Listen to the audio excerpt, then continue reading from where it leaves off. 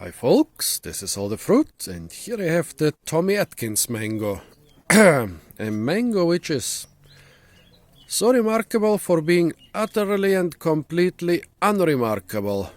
Well, at least the piggies seem to like it. They've been waiting here for an hour for the scraps while I've been waiting for better sunlight, which is not coming, so I'm gonna do the video in less than perfect light.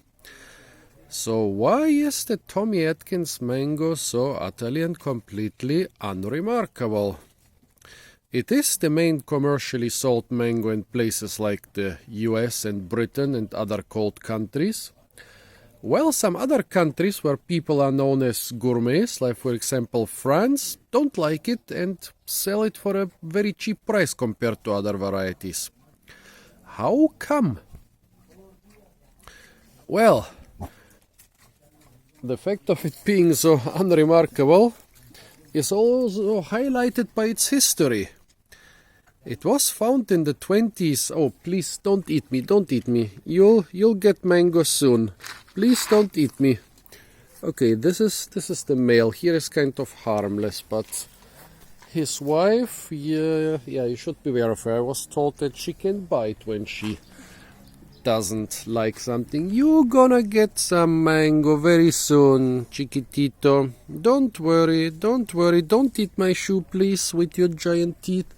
Well, the history of the Tommy Atkins mango. There was a guy called Thomas Atkins in Florida, and in the 1920s he found a seedling on his property, a mango seedling, which he considered a seedling of the Hayden variety, and he kind of liked the mangoes of this seedling. And then 30 years later, in the 1950s, he submitted them several times to be recognized as official mango varieties in Florida.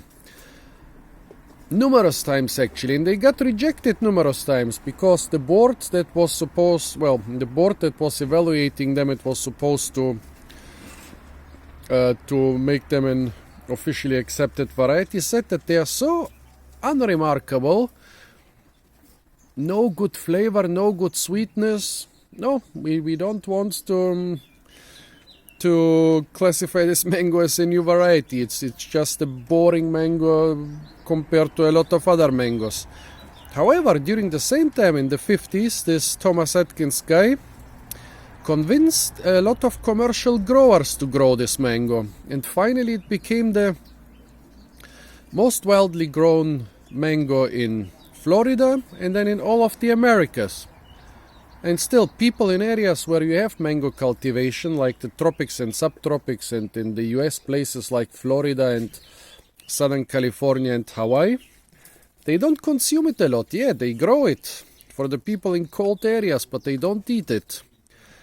Well, how come the mango, which is considered by everybody so unremarkable, so flavorless, so devoid of sweetness, why is this the main mango cultivar in all of the Americans?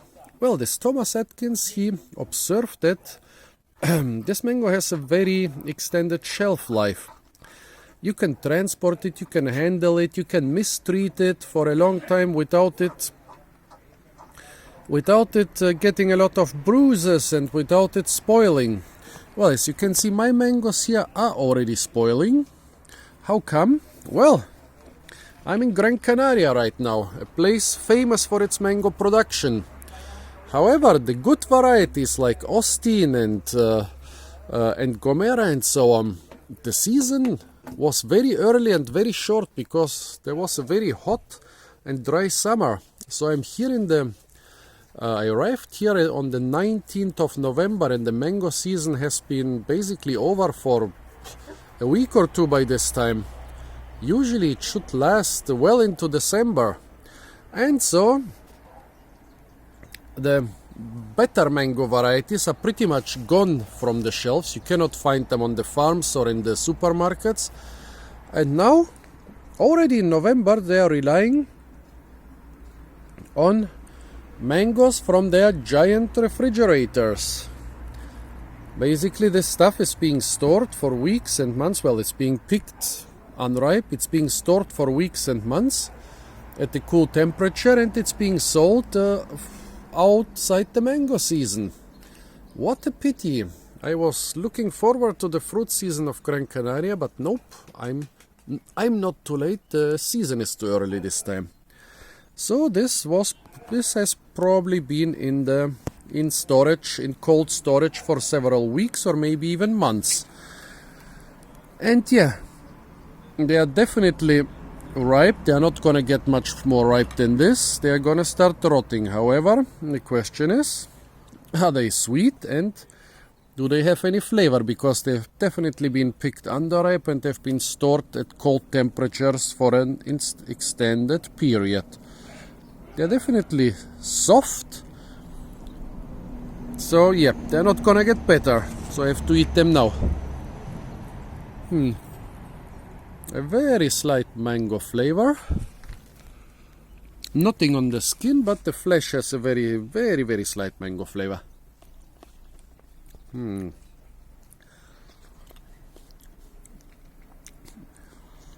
Yeah, not too bad, but really totally unremarkable.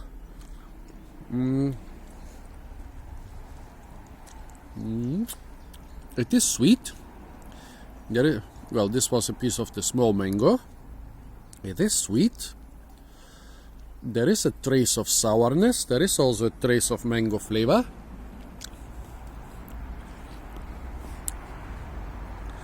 Same with this one. Yeah. Not bad, but really nothing special. Yeah.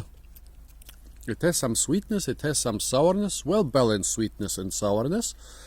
The sweetness dominates. They are not very sweet, but the sourness is very mild, so the sweetness dominates. There's also some mango flavor. Well, they are better than what most people in non-tropical, non-subtropical areas would get in the supermarket on average. But I guess this is because of my mango selecting skills. So yeah, well, I don't know if I'm doing this variety justice, because those were definitely picked underripe and have been stored in cold storage. I would say, yeah, it's an okay mango like this. It's not bad, but it cannot compare to the really great varieties they had here a couple of weeks ago. They told me the season was very early, the mangoes were incredibly sweet, they were also quite plentiful, and now all the good mangoes, all the in-season mangoes are gone. Well, now I'll have to survive on the Tommy Atkins. I will survive on them. I will miss the better mangoes, but this is still good enough. So folks, if you have a properly ripened Tommy Atkins, somewhere in cold places like most of the US or Canada or all of Britain, buy it. If you are lucky, it will be more or less properly ripened. It's better than nothing. It's better than really bad mango varieties. It is totally unremarkable compared to some of the really good tree-ripened mangoes, but better than nothing. So folks, this was the Tommy Atkins, most probably the Tommy Atkins, because those vendors, sometimes they get the varieties completely wrong. If you think this is not the Tommy Atkins, please tell me what it is. If you have tried Tommy Atkins, please tell me what the taste was like. Apart from that, stay tuned for a lot more fruit videos from the beautiful and mostly desert-like island of Gran Canaria. And don't forget to like, share, comment and subscribe.